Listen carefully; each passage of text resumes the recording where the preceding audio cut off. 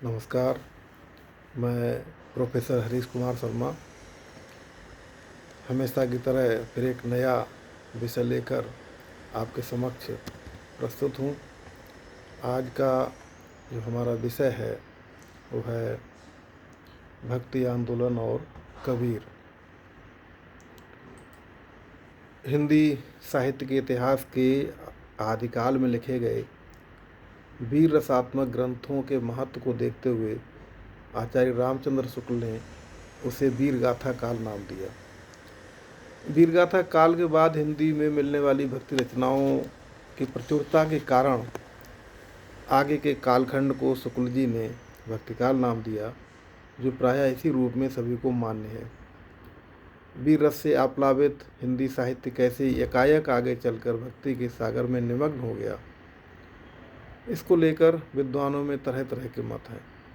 इससे आश्चर्यचकित हुए ग्रियर्सन जैसे विदेशी विद्वानों ने तो हिंदी भक्ति साहित्य को ईसाइयत की देन ही ठहरा दिया, जिससे उसका दूर दूर तक वास्ता नहीं है। आचार्य रामचंद्र शुक्ल ने इस संदर्भ में ये निष्कर्ष निकाला कि जब मुस्लिम साम्राज्य दूर दूर तक स्थापित हो गया, तब परस्पर लड़ने वाले स्वतंत्र राज्य नहीं रह गए। इतने भारी उलटफेर के पीछे हिंदू जनसमुदाय पर बहुत दिनों तक उदासी छाई रही। अपने पौरुष से हताश जाति के लिए भगवान की शक्ति और करुणा की ओर ध्यान ले जाने के अतिरिक्त दूसरा मार्ग ही क्या था। हिंदी साहित्य के इतिहास में उनका ये कथन है। आगे चलकर आचार्य हजारी प्रसाद द्विवेदी ने शुक्ल जी की इस मान्यता का विरोध करते हुए अपना तर्क प्रस्तुत किया। वो कहते हैं कि यह भी बताया गया है कि जब मुसलमान हिंदुओं पर अत्याचार करने लगे तो निराश होकर हिंदू लोग भगवान का भजन करने लगे। ये बात अत्यंत उपहासास्पद है। जब मुसलमान लोग उत्तर भारत में मंदिर तोड़ रहे थे, उसी समय अपेक्षाकृत निरापद दक्षिण में भक्त लोगों ने भगवान की शरणागति की प्रार्थना की। मुसलमानों के अत्याचार के कारण यदि भक्ति की भावना को उमड़ना था तो पहले उसे सिंध में और फिर उत्तर भारत में प्रकट होना चाहिए था, पर वह हुई दक्षिण में। हिंदी साहित्य का उद्भव और विकास में उन्होंने ये बात कही है। उन्होंने तो यहाँ तक कहा कि अगर इस्लाम नहीं आया होता तो भी साहित्य का 12 आना वैसा ही होता जैसा आज है।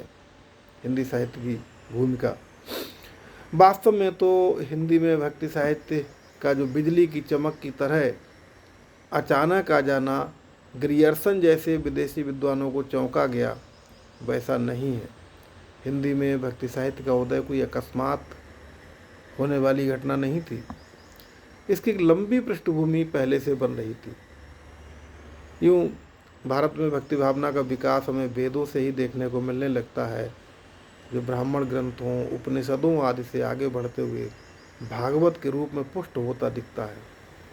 दक्षिण के आचार्यों ने 1000 ईस्वी के आसपास विभिन्न दार्शनिक सिद्धांतों का आधार देकर इसे आगे बढ़ाया, तो वहीं आलवारों की भी एक सुदीर्घ और सुपुष्ट परंपरा वहाँ देखने को मिलती है। परंतु यदि हम भक्ति काल के ठीक पहले के आदिकाल को देखें, जिसे शुक्ल जी ने वीर गाथा काल की संज्ञा दी, तो उसमें भी मात्र वीर रस की कविताएं ही नहीं लिखी गईं। दरबारों और दरबारी कवियों से जुड़े रासो ग्रंथ आदिकाल में लिखे अवश्य गए और उनकी अपनी लोकप्रियता भी थी, परंतु जो साहित्य सिद्धों, नाथों और जैनियों द्वारा लिखा गया, उसका प्रभाव भी जनता पर कुछ कम नहीं था। अपभ्रंश और अपभ्रंश मिश्रित हिंदी में रचित इस साहित्य का प्रभाव भक्तिकालीन कवियों और उनकी रचनाओं पर भी अच्छा खासा देखने को मिलता है।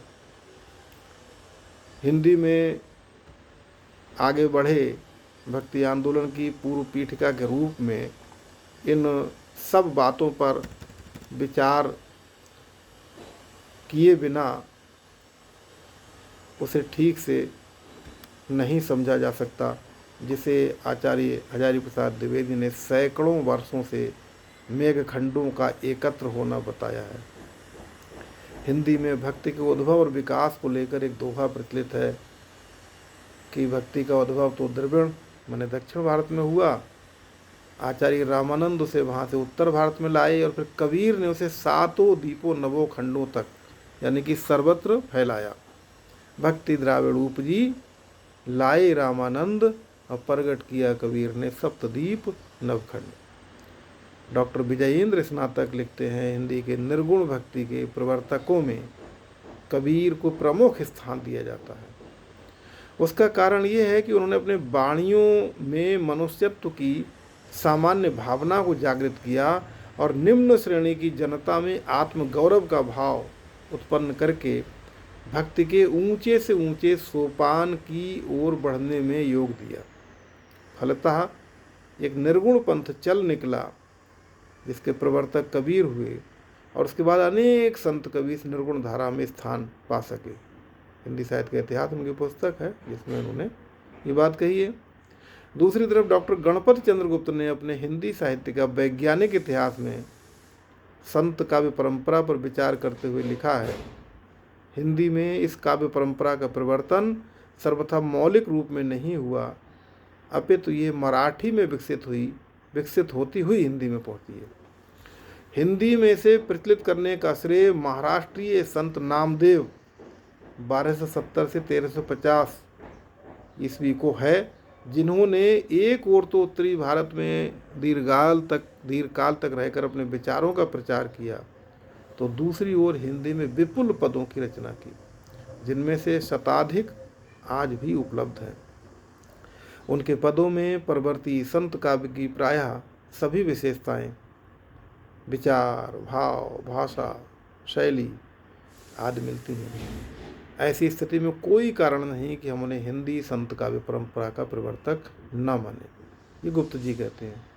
डॉक्टर गुप्त की बात अपनी जगह है, पर सच्चाई ये है कि हिंदी के भक्ति साहित्य पर जो प्रभाव कबीर का पड़ा है, जो मान और महत्व कबीरदास का है तथा जो लोकप्रियता उन्हें मिली है, वैसा नामदेव या किसी अन्य के साथ नहीं हुआ है। इसलिए नामदेव या अन्य महाराष्ट्रीय संतों भक्तों के काव्य को भी हिंदी भक्ति साहित्य की पृष्ठभूमि एवं प्रेरणा के रूप में ही स्वीकार किया जाना उचित होगा, न कि उससे साहित्य का प्रवर्तन मानना। हिंदी में भक्ति आंदोलन का उदय और विकास निर्गुण और सगुण दो काव्यधाराओं के रूप में हुआ। शंकराचार्य के अद्वैतवाद की व्याख्या एवं विकास के क्रम में चार और सिद्धांत 10वीं शताब्दी के आसपास आए। थोड़ा आगे पीछे रामानुजाचार्य का विशिष्टाद्वैत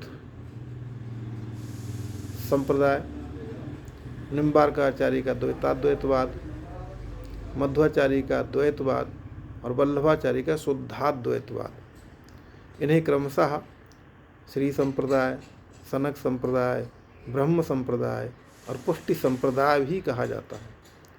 ब्रह्म सत्यम जगन मिथ्या, ईश्वरी सत्य है और संसार झूठा है कहकर निर्गुण भक्ति को आधार देने वाले अद्वैतवादी दर्शन के खंडन या प्रतिक्रिया के रूप में सामने आए उपर्युक्त चारों सिद्धांत भक्ति को आधार प्रदान करते हैं। इन्हीं से राम और कृष्ण भक्ति शाखा का विकास हुआ है। और रोचक बात यह रही कि कबीर ने इनसे निर्गुण भक्ति का सूत्र ग्रहण किया और आगे चलकर उसे व्यापक रूप से पुष्ट किया।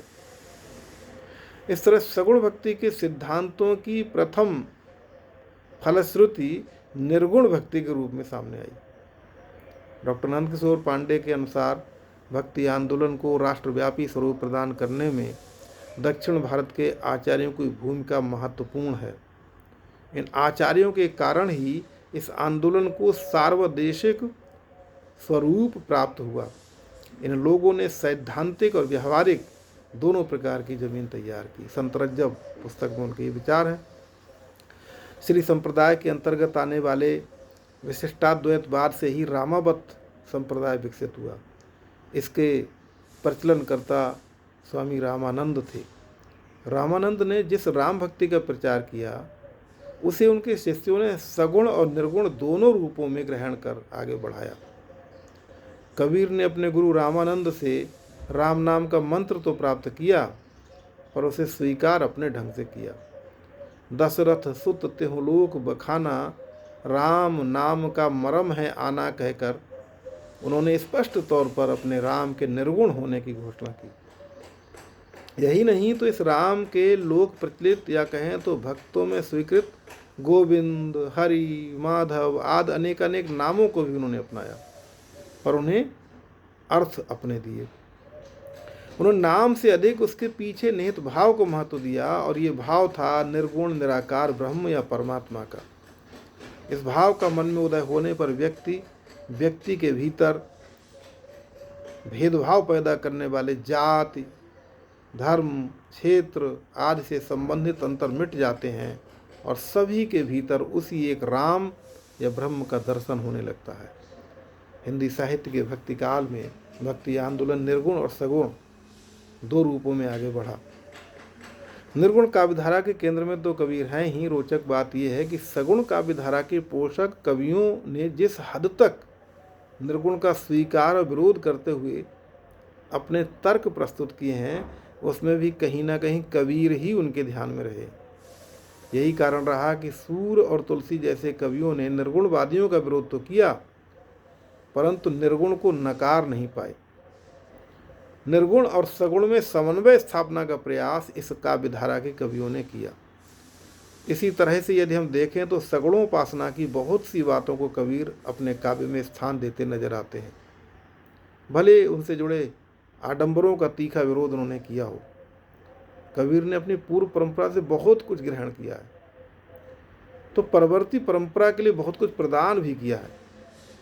सिद्ध, नाथ, जैन, वैष्णव, इन कवियों की बहुत सी बातों को उन्होंने लगभग ज्यों का त्यों उठा लिया है, और उनके बाद के कवियों ने भी कबीर की ही कही बहुत सी बातों का पृष्ठभूषण किया है। भक्ति आंदोलन को कबीर की सबसे बड़ी देन रही उसे सर्वसुलभ बनाना।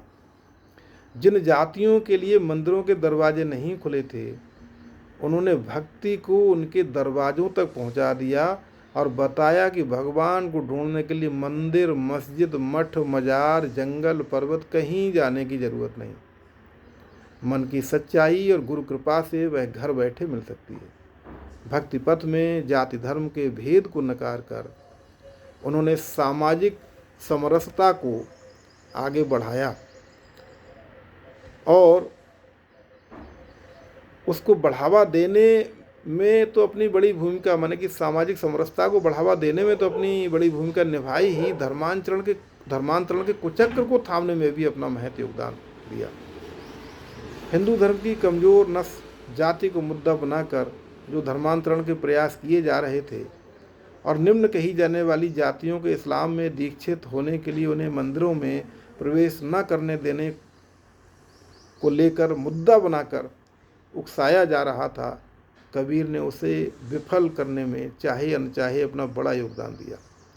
कबीर ने धर्मस्थलों के प्रति विराग तो पैदा किया ही, हिंदू के साथ मुस्लिम पक्ष की कमजोरियों को भी सामने रख लोगों को धार्मिक यथास्थिति में रखने को प्रेरित किया। कबीर ने ऐसे समय में हिंदू मुसलमान दोनों धर्मों की पोल खोलकर धर्मस्थलों के प्रति विराग पैदा कर तथा जाति धर्म की सीमाओं से परे एक मानवतावादी समतावादी पंथ का विकल्प रखकर जनता के बहुत बड़े वर्ग को धर्म परिवर्तन के प्रति निरुत्साहित कर दिया। डॉक्टर नंदकिशोर पांडे ने अपनी पुस्तक संतरज्जम में जो बात रामानंद के लिए कही है, वही उनके महान शिष्य कबीर पर भी लगभग ज्यों की त्यों लागू होती है। रामानंद ने, वो कहते हैं, पांडे जी का कथन है, रामानंद ने भक्ति के क्षेत्र में जो कुछ किया वह तत्कालीन समाज के लिए महत्वपूर्ण घटना थी। उन्होंने हिंदू समाज के भीतर एक बहुत बड़ी चुनौती को स्वीकार किया था। इनके शिष्यों ने हिंदू समाज के एक बहुत बड़े हिस्से को टूटने से बचा लिया। समाज की कथित छोटी जातियों में उत्पन्न होने के बावजूद इनका स्वाभिमान काफ़ी ऊंचा था। इन संतों ने भारतीय दर्शन के मूल तत्व को अपनी सीधी सपाट वाणी में अपने पेशे से युक्त दैनंदिन चर्या के कामों में आने वाले शब्दों से उपमेय ग्रहण कर सर्वजन के लिए सुलभ करा दिया।